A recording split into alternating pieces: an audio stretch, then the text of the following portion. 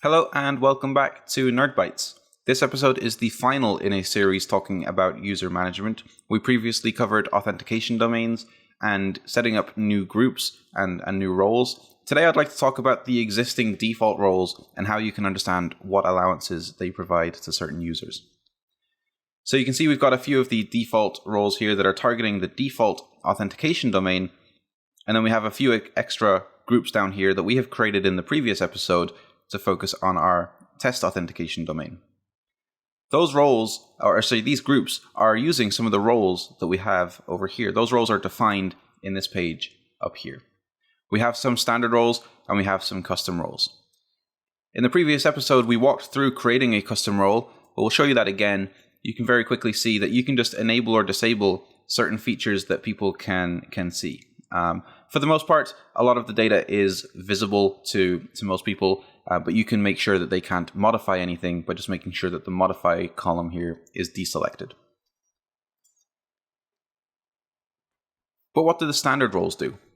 Well, once you see these standard roles here listed in the roles page, you can click in and you can start to see what they can do in that same kind of checkbox view. So you can see that a standard user can view a lot of data but can't necessarily modify anything. Same as we go further down. They can see license keys, but they can't modify or delete any keys. And you can get the idea here. You can see and you can analyze what certain roles do. So make sure that you are doing that. Make sure that when you're creating your users, and you need to be quite restrictive on that, you're understanding what roles you're providing.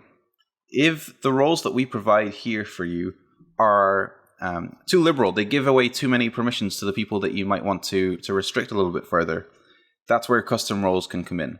Make sure that you're setting those up appropriately, making sure that you are targeting the right features, the right toggles. And once you have those roles set up, you can use those roles in any group that you create. You'll remember that we looked at some groups earlier in a previous episode. We created a new one. That group targets an authentication domain. So if you do create a new authentication domain, you will need to create some groups for that domain. Once you do that, you select your domain. You can select the roles that you have previously created. So we have the NerdBytes role that we've created before, and we have those standard roles that you saw just a moment ago. So again, if these are too liberal and you want to be a bit more restrictive, just make sure you're creating those custom ones. You also have the option of applying some organization level roles here. So you can grant access to the organization level. The organization is essentially all of the accounts that roll up to the same sort of parent level.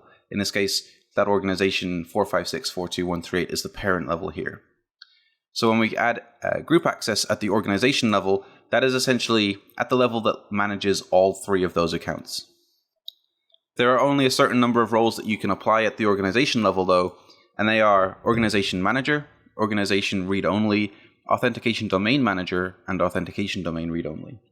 This is where you'll go to allow people to set up those authentication domains or set up those groups and roles, so you can offload some of that work to someone else to make sure that they are able and capable of creating and managing those authentication domains and groups and roles, and providing the different access levels as well.